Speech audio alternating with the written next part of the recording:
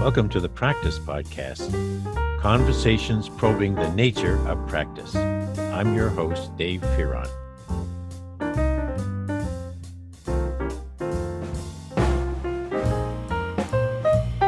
In this episode, you're going to hear, once again, Lesley Tracy, who is a behavioral change consultant of many years' experience, and Tom Casey, who is,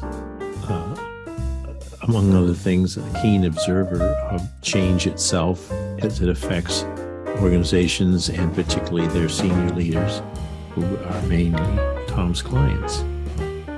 And me. The three of us are coming back together to share insights, questions, and maybe eke out an answer to what's going on out there, in particular what's going to retain and develop the next wave of our workforce in this country, and who is responsible for that. Managers primarily. And are they up to the task? Why would they not be?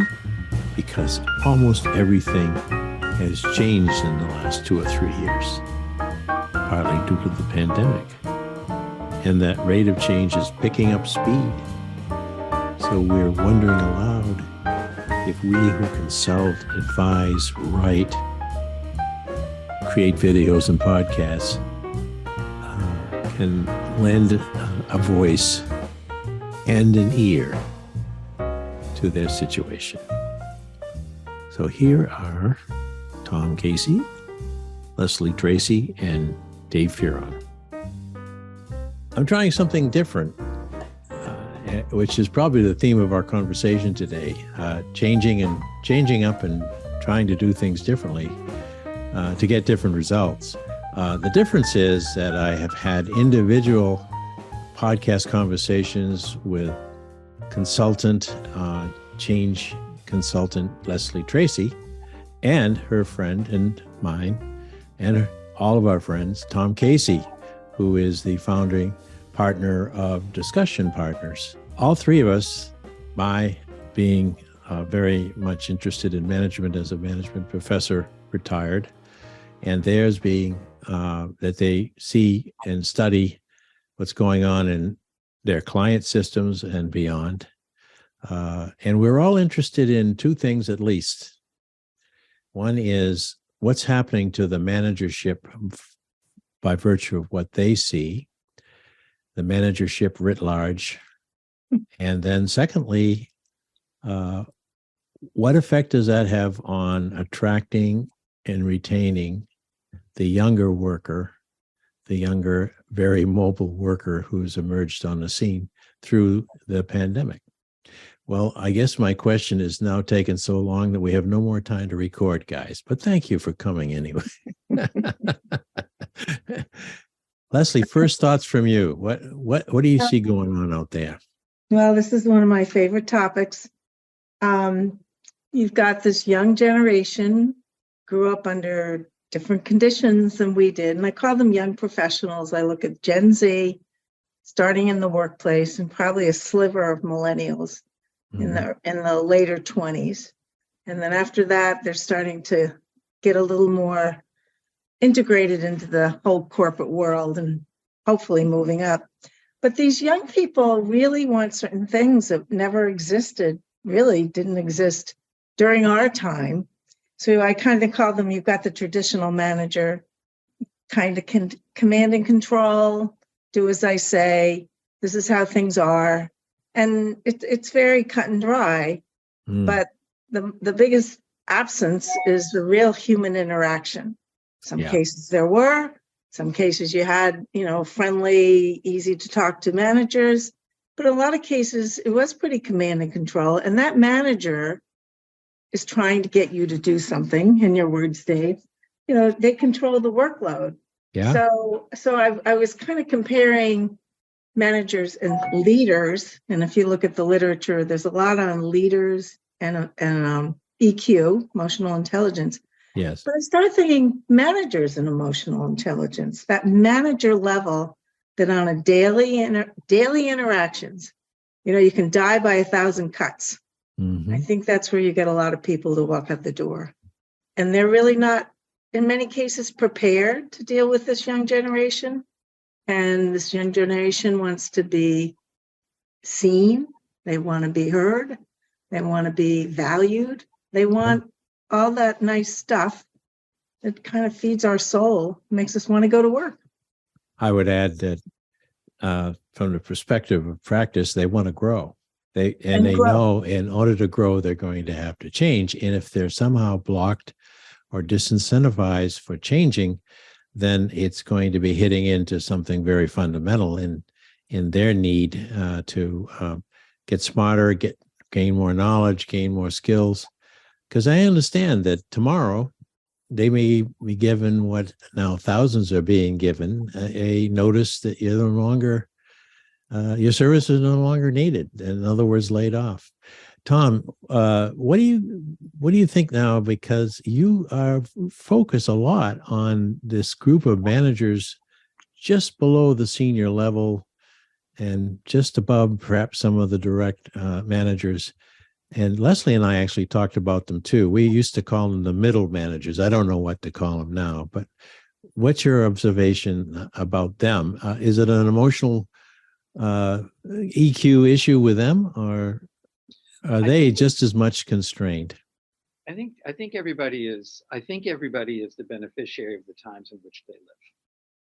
And it used to be that circumstances were kind of ignored. There was an attitude with the baby boomer bosses, and I being one, that there was this attitude of I'm the boss and you're not. Okay, and that is done. We have to frankly move beyond that.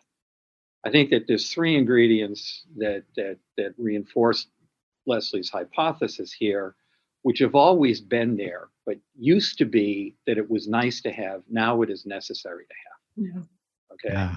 And frankly, the three is that people want to be treated with respect. Second is they want to be appreciated. And third is they want to be invested in. All right. And when David, you're using the term middle manager here. Yeah. And I look at this cohort of the blend of the generation of the millennials and the Generation Z that's coming back. Okay, so I'm looking at the 25 to 45 cohorts, the mix of the cohorts. Right. And I don't call it middle management. I call it militant management. Ooh. Because in reality, unless they see it, given the opportunities that are not going to go away because of things, David, you and I have talked about before, as it relates to the shifting demographics and the opportunities that are present, whether it's the Great Resignation or the Great Migration. And there's going to be elements of the Great Remorse because there always are. I believe that the demands that these folks are putting on the ecosystem of their companies will only intensify. And, we go back as baby boomers, all three of us, and the surveys that were being done in the 60s and 70s, which would kind of indicate to anybody willing to read them that a lot of us thought we would have been better off without parents. Okay. Yeah. The lessons learned from the parents were only getting in the way. Then the next wave of behavioral modification coming through parents was the parents were the role models. Yeah. Okay. And the parental role model was don't sell yourself short. Dream big and go pursue your dreams. And the expectation that the people that we're now trying to contend with is that they expect to be supported. They expect to have their interests promoted. Yeah. And if they don't find it with you, they will go find it someplace else. You reacted to that notion of militant manager, Lesley. I think the three of us have an article emerging here from that title, but what did that... I get to copyright it first, Lesley. What did that trigger in you? Well, I was trying to understand what that meant. The militant management in today's world meant To me, what it means is that, I'm going to be more demanding of my leaders to look out for my interests. So that's the middle manager or the Yes, middle. the middle Man- manager, the younger manager saying it to the older leaders. Oh, okay. So this is the pressure. Oh, This is the pressure on senior leadership. so I this don't is managing up. Yeah, or demanding up, which is the way I say it. Yeah, exactly. And truthfully, think about the solution here being advocating down as being what you would aspire to do. If I'm a leader and I know that these demands are out there, I'm not going to wait to be backed into a corner. I'm going to be proactive about trying to deal with it now, because I know how difficult it's going to be to find and keep good talent. So let's They're, talk about. they're more aware. They're more acutely aware of the talent crunch by virtue of them being that much closer to the work than the senior leaders. And the difficulty finding good people. Yeah. And they're held accountable if they don't. Exactly. By the right. same people they're pissed off about. Sure. Leslie, I'm sorry to have interrupted you. Now, I was wondering, what steps do you see at that top executive level in support of the militant managers? Because I was just noticing there were some things they need a lot of help. And it used to be, we'll give you training. It was a luxury. Well, now EQ is so important. It's something everybody's got to have. Or I was reading some articles. How do you prepare managers? Yeah. They have an example where young people are coming in and they want to know about work-life balance. And you're in an interview. How do you answer that? Or I have a favorite story about somebody who was trying to get a raise, and Tom heard that story. And the manager kind of like, what, do you have a job offer? And this young person went off and looked for a job, and he got one, and he left. That's a classic. Yeah.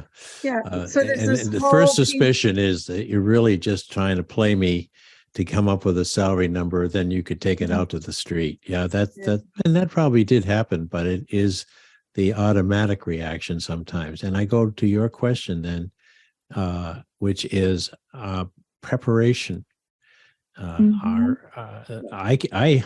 spent 50 years on that issue in colleges and universities, and I can tell you, by and large, and Peter Vail would definitely be nodding about this, we fed them old news, old theories, old models. Much of the research patterned after studies of big old companies that barely exist any longer. And we kept, recycling that stuff. And faculty were really not rewarded for coming up with very much in the way of innovative new stuff, because, the journals were pretty conservative in what you could actually put in there without scads of data. So the quality of material that the previous managers had when they were working on an MBA, by and large, and I know my colleagues who teach out in the MBA programs will say you're full of shit, Dave.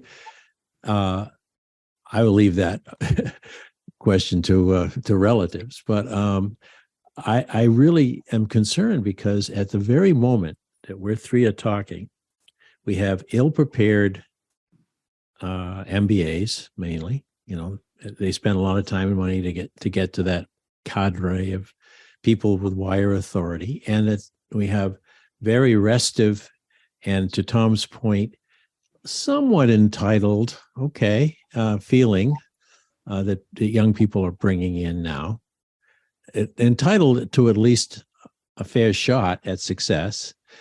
And then we have a much bigger picture, which is customers. And customers out there expect a much agile and robust and creative problem solving regarding to their needs. And they're looking at companies and saying, I'd rather go to a startup where everyone's sort of equal in status, but very humble about getting the right stuff out rather than buying from the beast. So that was no question there. Tom. Yeah, Help me. Let me intuit a question here. Okay. To me, the period we're living through right now is chaotic fun. All Yep. right, because the only rules are there are no rules, and COVID changed that, and Yeah. the decline of faith in institutions is affirming that, and the chaos in the geopolitical system has got everybody distracted and curious. We're getting to the point where leaders right now are migrating towards autocrats, and they come across to me as, frankly, dictators in search of a balcony. Mm. And this is where I think that the commercial sector needs to step up, David, which I believe is your question, because the Yeah. beneficiary of a highly motivated, as Leslie's talking about, Generation Z and Generation X, is on the enterprise initially and on the customer, okay, primarily, but it is driven by their feeling of comfort in terms of working for you, working for that leader in the first place. And I think that the larger challenge here is to getting leaders to realize that the old ways are no longer relevant. And how people are being educated, how people are being developed, if they're being developed at all, requires a reset. Yeah. I look at this, and we've always thought, we being discussion partners, have always thought that there's three models for an executive coach. There's the business school professor who goes to the whiteboard, does something brilliant, and says, and then asks for the check. Yeah. Then there's the therapist. Now they're there. Okay, but the model that we use is very analogous to the movie, and I think I've used this metaphor with you before, David. The movie Moonstruck, where you listen, and you share, slapping them upside the head and saying, "Snap out of it." Snap out of it. That is Famous the line. stage I think we're at now, because the thing is, the attraction and retention that Les is talking about is at a critical juncture. Look at where unemployment is. Yeah. All right? If we don't come up with a rational immigration policy pretty soon, forget getting into control of inflation. Forget repopulation of a workforce, okay, that grew up and evolved the way a lot of other workforces have gone since the founding of this country through immigration. Okay, we can't get out of our own way. And frankly, if we try to preserve and are nostalgic for the attitudes that we grew up in as professionals. Lesley, you actually talked about that in our last episode, that notion of old, somewhat beyond the middle age, holding very tight to what they thought was what they were supposed to be as managerial leaders, and also what essentially and I'm adding this one, the market and sometimes the trustees or the boards of companies are not saying, "Hey, go out and wing it, get out there and get close to your workers and get new stuff done." They're really in a vice in a way, aren't they? And you've worked with them and you write about them. So what are your thoughts about that? To me? Lesley. Okay, well, the thing that's coming to my mind, and I spent many years as a change management practitioner, we always talked about the burning platform. And the burning platform was, an analogy sort of when things get so bad, the platform's burning, and how do we put the fire out? So I think this conversation we're having and what I observe, the platform's not quite burning yet. And everyone's still sitting back and change. This is why change is so hard too. Still, I think we're not there yet. So I think that's part of why we're speculating, but we really don't have any big evidence, or we don't see any big changes. So there's this demand that's continuing down below with the new ranks coming in. And I think, Tom, we talked about, we don't have enough immigration. We don't have enough people. This is going to get more and more acute. And that may force some level of change. I hate the idea of being on that platform, though. And in a way, we all are. I mean, in terms of how our economy works and all of our institutions, healthcare, you name it, they're all managed to some degree. And the people who are doing that may not even smell the smoke, and or others do see it, and maybe their platform itself is really burning, but we're not coming up there with much to offer about that. I don't think. Tom, what do you think? Well, I'm kind of the metaphor of the burning platform, I think, is appropriate here, but I'm not sure that I agree with Lesley entirely that, it isn't burning yet. I think that, frankly, it's been ignited. And the question is, can the fire be put out? And I don't want to extend the metaphor much further than that. but, the clients that we're dealing with right now are worried. They're worried about four things. One is they're worried about their own ability to adapt to this change in terms of their leadership styles. Okay. Second is they're worried about the applicant flow in terms of where they're looking to get good, to accelerate the pipelines to acquire talent in the first place. Mm-hmm. Third is they're very worried about the definition of loyalty and commitment to they as individuals and their companies specifically, okay, in terms of not everybody, most of the high potentials know their high potentials, and they want to have a deal tailored to their interests, and how do they make that happen? And the fourth issue is everything that's going on outside that's material to them and their customers. So I don't know how these people sleep at night, okay, because when they're talking to us, I'm surprised I'm not bringing Xanax to every interdiction here, but at this particular point, I think that we're in a situation that is somewhat chaotic, and definitely a translation from COVID where, everybody's trying to expect the unexpected and is very worried about it. Oh, Lesley, I need Kleenex and Xanax. Yeah. So they're recognizing it. What actions being taken? I guess I'm thinking even tactically at this point. Do you see special efforts being made, or are they talking? Are they talking in a room about the problem? Because I can see along the HR panorama, many things need to become tangible. People have to understand, what does my career ladder look like? What are you going to give me? I'll give you what I can. What are you going to give me? And these it's like an almost revolutionized way of rebuilding your culture and your organization to accommodate. So I guess are actions being taken that really are starting to help these young people feel like they've got a reason to stay in this company. I think, Lesley, I guess maybe I'm impatient or depressed about, the question, okay? Because I think that the first issue here is they need to embrace the horror in terms of the magnitude of the problem. Okay, so that's where they are. Yeah, and in terms of the programmatic solution, unfortunately, this is where I get depressed, is when I'm looking at the HR portfolio. I'm not inspired by many solutions that I see. Okay.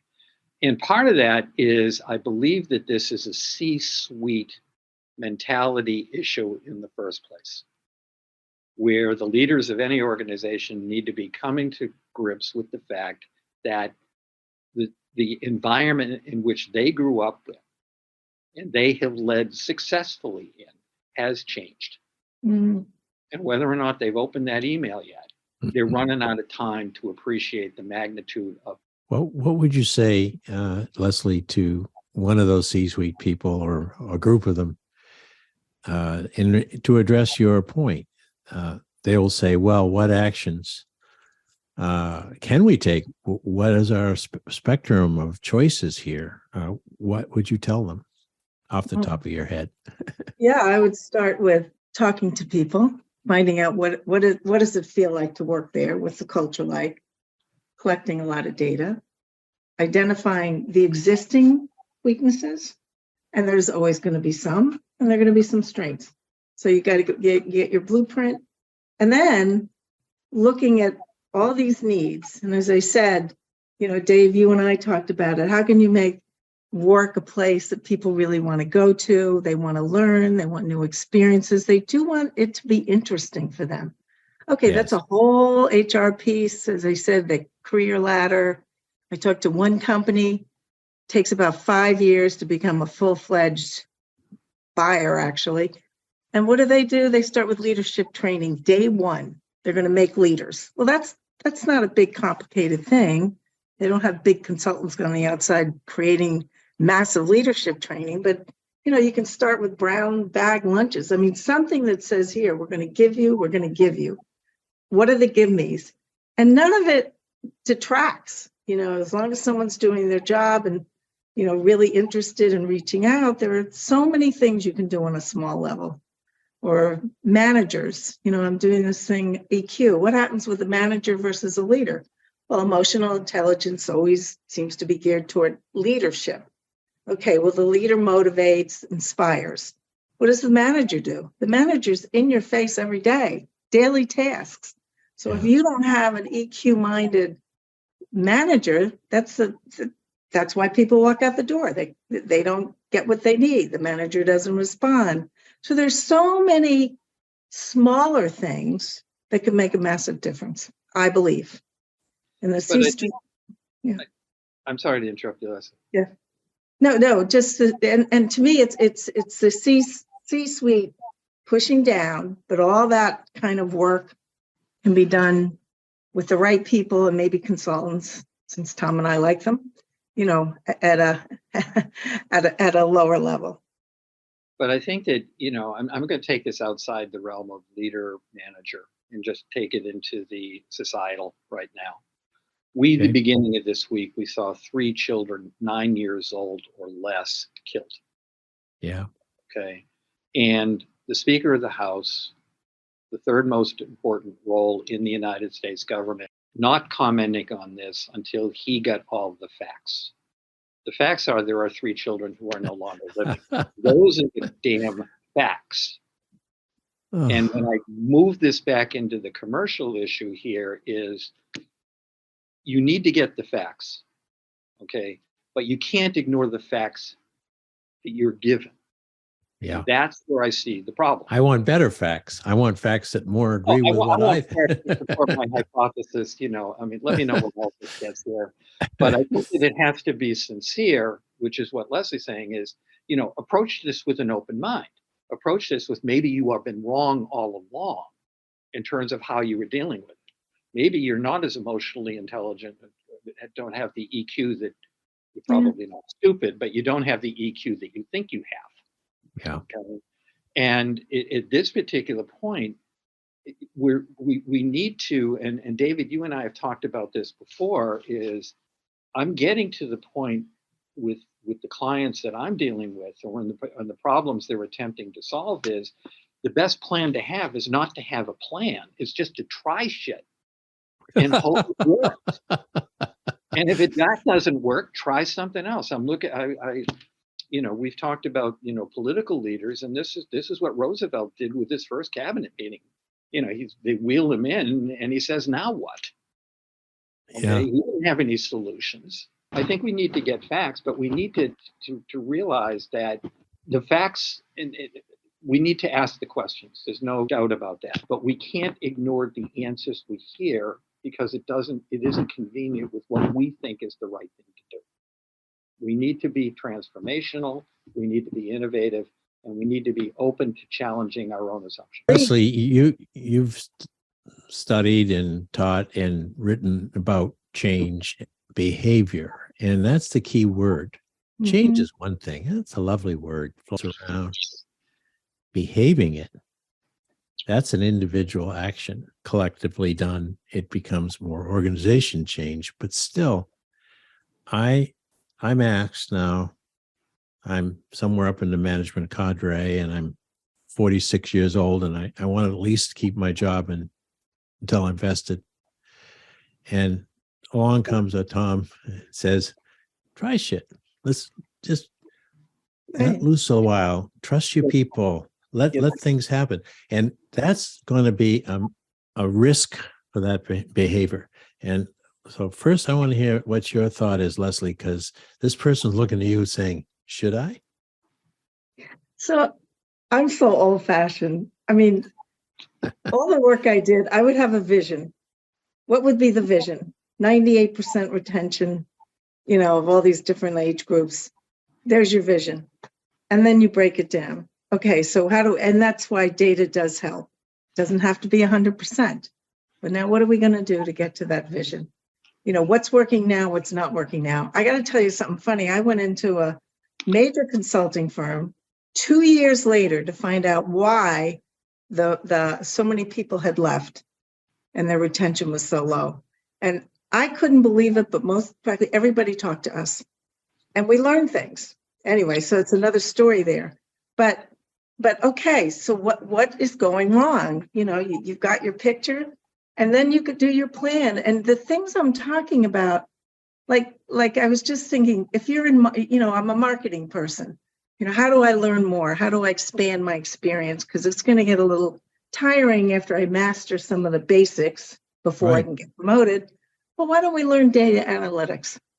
Why don't you spend some time in the IT department to understand, what's driving your marketing? I mean, that's a small example, but it takes creativity, and you've got HR, and if they're on, they're in the game. These aren't things. They're going to be inconveniences to a manager, maybe, but they're not going to throw the whole thing off track, because you can't do that. But you can give more. There's more to give. And the other thing I think that's all about behavior change, people are lazy. They don't want to take the extra step. I was using some examples of EQ and examples where somebody has a need. I might have a personal need. I might want to do some more in another department. Sometimes managers are too lazy to even bother to help you with that extra need. Yeah. And lazy is not the best word. Maybe they're too busy. But no, I don't know about that. Yeah, but it's really a different mindset. So if you have a vision, you have your end goal, and everybody's participating. All those managers are in that room. And how are we going to figure this out? And someone, a consultant can come and say, here are some things we can do. They'll come up with things they can do. So they own it. That's kind of where my little Petri dish I'm not sure that's old fashioned, Lesley. I think that may be a out of fashion, maybe, but not old. Might be. Out of fashion, but it's doable. I've seen it happen, and you need a good leader. A lot about it's the leader. How supportive are they, and that point there's maybe a vice president or a president or a president or a CEO. Want to make sure that things change. Tom, you work particularly with a lot of senior leaders in issues of succession and other matters about their own personal as well as professional needs. And you've said in some of our conversations that there's a lot of upset and fear, and some are just saying, where's the towel? I want to throw it in. So that could be a little bit of a challenge to what Lesley was talking about, because it does count on the courage and stability of senior leaders to allow more room for people to move around and try stuff. But there's their need too for security. Well, I think that there's a need. I mean, we're you're looking at what drives C-suite. Okay, it's recognition and relevance. Okay, and the recognition can be something that they do and they acquire on their own. Okay, and the relevance continue to explore their own growth while they're not putting themselves or the companies they're leading at risk. Okay. The thing is that what Lesley is describing, and when she and I worked for the same big consultancy, okay, everything was about methodology, everything was about research, everything was about getting ahead of the curve and predicting what the outcomes could be. Okay. And I think that is still the way we advisors need to think. But I believe that we're also in a situation right now where we have to advocate that people need to reevaluate how they lead, how they manage, and be willing to change the rules of the game. If not, people will go, the people that they're looking to retain will go someplace else. Yeah. And given the ability of social media right now to say, good or bad, and broadcast it to the universe, it does hurt the applicant flow. I mean, one of the things I'm still struggling with, putting militant manager or, just do shit on a PowerPoint presentation when I'm out there giving speeches. But that is how I feel. Okay. I'm running out of patience with people who just think that the status quo is the best option. It isn't.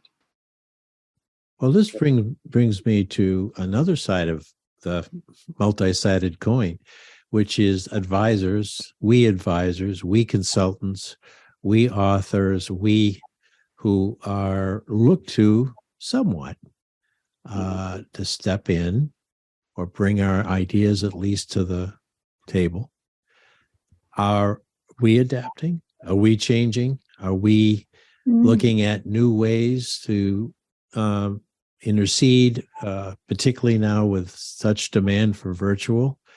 I don't know. I in conversation with lots of groups through Zoom who are organization developers, changers, you name the label. I still don't get a feeling that there's a lot of concern among those folks that they have the right, not the right answers, but at least the right presence that they can bring to this situation. And what do you guys see? You work with folks in the field. I just talk about them. I think advisors are more slower moving than leaders or human capital functions, truthfully. Yeah. Because I think that their business models have, and I don't mean to be critical of the sector that I've been working in for over 4 decades, but at this particular point, I think that the words "I am a hammer, therefore every problem is a nail" is really applicable here. And that's one of the things that you're probably hearing the emotion in my voice and the sense of urgency and what I'm communicating here is it's just not working. And we're out there and we see a lot, read a lot, we write a lot, we speak a lot. The one thing that I can say with an assertion here is what we're seeing is patience is running thin, all right, with the consulting sector. That the solutions that are being offered aren't working. And that's my own point of view, is because the advisors who are offering these situations are not straying too far away from what has worked in the past. Yeah. Yeah. Do you see that too, Lesley? I definitely think that was a great question. And Tom, that was a great answer. I agree. We're sort of in this box. It's really hard. Every once in a while, a brilliant mind will break out. But yeah, we're in this paradigm of pretty much how things have been done, the same mindset, the hammer and the nail kind of thing. I think you're right. So you can say across the board, the only group that's pushing for change and changed are those young people coming in, and everybody else has to find a way to adapt to some of these demands and a different mindset.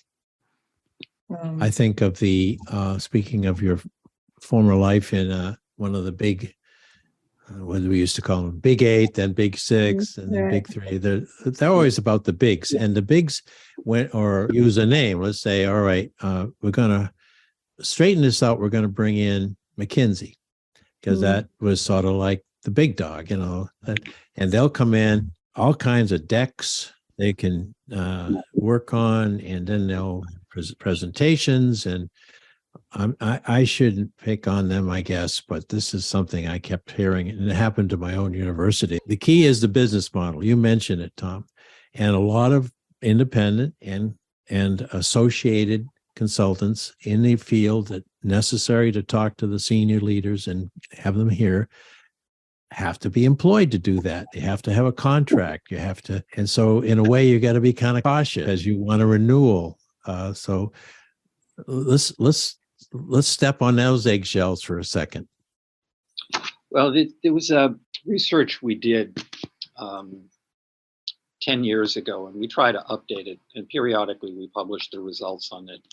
And it's basically beware of executive coaches. Yeah. And what happens is, Aristotle in his writings on politics said the first obligation of an official who's finding themselves in government is to stay there. Okay. And we're seeing that on the political spectrum right now, where people are just unwilling to take stands on things that are obviously needing to be fixed. But when you're looking at executive coaches, what you're finding in many situations, based on the research that we were doing, is that the priority of the coach or consultant or advisor, whatever label you want to use, is once they're in, is to stay. And what happens is they're not provocative while they're there, and or they're unwilling to say, I'm not the best person to resolve this problem. Yeah. And we see this, and I don't want to be holier than thou. I've given death by PowerPoint throughout my career too, and in some cases I'm still doing it. All right, but the reality is that when I could get away with that in years past, I don't think I could get away with it now, because people are looking for, what do you think is the right thing to do, and how do you believe your own secret sauce? Whatever you're offering up as solutions, give me the reasons why that I'm going to take the risk in doing it. Nobody's here looking for, oh, don't worry about it, you're perfect now. No. What do you think, Lesley? Well, I was thinking of consultants with organizations and the symbiotic relationship. Let me fill in the blanks until Lesley gets back. I think that the issue here is, both she and I are during our careers, we were with big, I think we started out, they were big six, and then they reduced to big four, and then we've gone out to work for boutiques or be independents. But so you see the evolution of the consulting sector. And there is a role for the big company consultants. Sure. But when you get into leadership advisory, it's usually more one-on-one. It's as close to a clinical interaction as you're going to have. All right.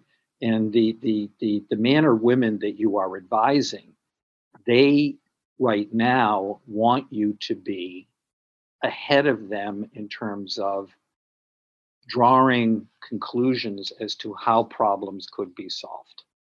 Wow. That's a big ask. Frankly, I think that that's what they're entitled to ask now.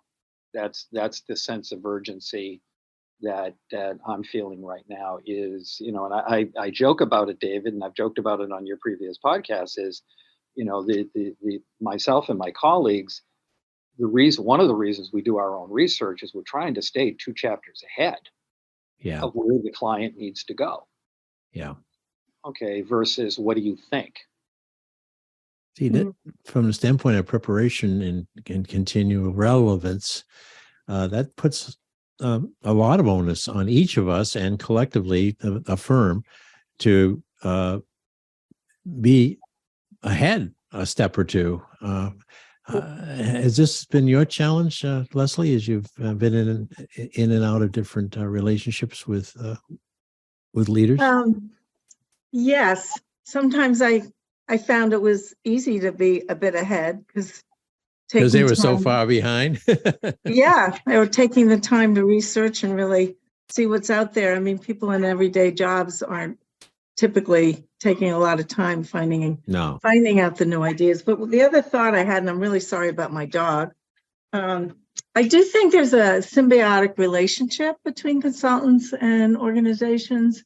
And in the case of CEOs trying new things, if you get a consultant in there, then you've got somebody you can blame. And I think that you do. And you can try new things. And if it didn't work, it's that damn consultant. Yeah, they failed. So there is sort of this guise. People can go out there and try new things, and bring the consultants in. As far as being ahead of the curve, I think that's kind of a large problem, period, about how much can a consultant bring in to solve the problems. Yeah. And there's also, and this is just a manifestation of trying to stay ahead. Mhm. There is a vacuum out there where leaders, managers, and people whose specialties is in the human capital, they're trying to get up to speed in terms of not only the environments in which they're working, in which their competitors or others are working. And David, I'll use your podcast. I think the last one I did was 198. Okay? Yep. And given the distribution, that I happen to know that there were thousands of people that did hits on that podcast. Okay, because we see the numbers. Yeah. All right. And I've been having this conversation within the community of discussion partners and saying, I don't understand any of this. First is, what is a hit? And second is, how does it get hit? All right. The social media people are telling me about it. Lizzie, who you've interviewed too, tells me about it. And I'm clueless about it. But that doesn't mean I should slow down long enough to understand that, because I never will. I need to think, and this is where I think advisors are obligated, based on what others would perceive as to be the outrageous amounts of money we charge, is to have tried to find what solutions could be before we're asked the question, what do you think we should do? Yeah. Well, I'm mindful of the clock, but I am delighted with the notion that there are hits, and perhaps what they mean when any of us go out onto social media is, because we're not going out there with recipes for losing weight or other stuff. We're actually talking about human behavior. That's what we're talking about. People in the state of practice get more things done for themselves and others than people who are not in the state of practice. That's our theme. And we also focus in those podcasts largely on individuals and how they manifest themselves in the world. And I think that there's a bit of a hunger to hear the personal stories of people who are succeeding sometimes against all odds, to give us some a bit of inspiration, which is the case as I present you two, because here we are, you and Lesley, way, way beyond the early days of our career, from the standpoint of when we could have just said, okay, our work here is done. I'm off to Jamaica, and yet we're not. And I'm going to be 80 in less than 2 weeks, so I'm certainly not giving it up. Why? Because we still care. Mm-hmm. Yeah, I think in addition to caring or taking it seriously, I think that there's an issue here of we also want to stay relevant. Yeah, okay? Sure. So there is there's an emotional response, but also there's a somewhat. I'm only speaking for myself here. No. If You're going to care, then you have to find out what keeps you relevant. If you don't care, then you don't work for relevance. I mean, it's work that we three are doing here. We're working over old ideas and looking at new ideas and showing real concern for the total leadership system of the country. And we care. But Lesley, I want to give you a thought on that first, because I'm now at the point of pontificating. No, I was thinking, I think we have amazing insight. We've been out there for all these years, and we know very, very well the traditional world, and we're bringing in knowledge of what the new world needs to be. And I think that's an incredibly unique place. And I don't know about you guys, but I know as I look back on my life and career, here's a perspective that I never even imagined of what that's like to have accumulated all that experience and being able to see things in a certain way. I mean, I'm thinking, Tom, you're talking to all these CEOs, and look what you're bringing to the table. You've been to how many organizations, how many situations have you dealt with? I mean, just that alone versus somebody who might have had 3 positions, they don't have that kind of knowledge either. So I think we bring a lot to the table. And Dave, you said it. Why aren't they listening? That was a theme for Lesley's podcast. So we both lamented a little bit for the very reason that you just gave. Tom, you have the last thought on this one. Yeah, I think first off, I've enjoyed the give and take here, and I've already copywritten the manager. My lawyer just responded, but are they screening it right now? Yeah, well, when Lesley was talking, I tapped out a note. But the thing that is so powerful about this concept of practice, okay, is you're never done. Yes. All right, and that I think is where the theme of this is, and we can. The 3 of us, I mean, frankly, as people see us, we're looking at. I mean, Lesley's only 48, but David, you and I are much longer in the tooth here. But my teeth are almost to the floor. The thing that I keep coming back to here is that we still have the energy and commitment. I think this is where you were talking about in terms of caring. And I think that my best days may still be in front, but I know that I'm not going to slow down until I find out. That's wonderful. Let's have a 3-way amen on that one. And I want to thank you both for a tremendous conversation. And we better do it again, because I think we got to get more hits. I need more hits. Give me hits. Thank you, guys. Thank you, Dave. Thanks, Tom. Great to see you. Thank you. Thanks for listening to the podcast, where we discuss practice with a capital P. If you'd like to hear more, listen in on Spotify, Automatic, Apple Podcasts, or go to inactionresearch.com/podcast-H. And if you'd like to learn more about social inaction and the nature of practice, head over to inactionresearch.com for more information. Thank you for supporting this show. We look forward to hearing from you soon. Oh, how could I have forgotten? Our digital book on Practice as a Way of Being is now available. You'll find it online at www.mylibrary.world. I worked on that book after Peter passed away, and I think you will find it a unique and very, very mobile reading experience, since it's wherever your screen is in hand or at hand.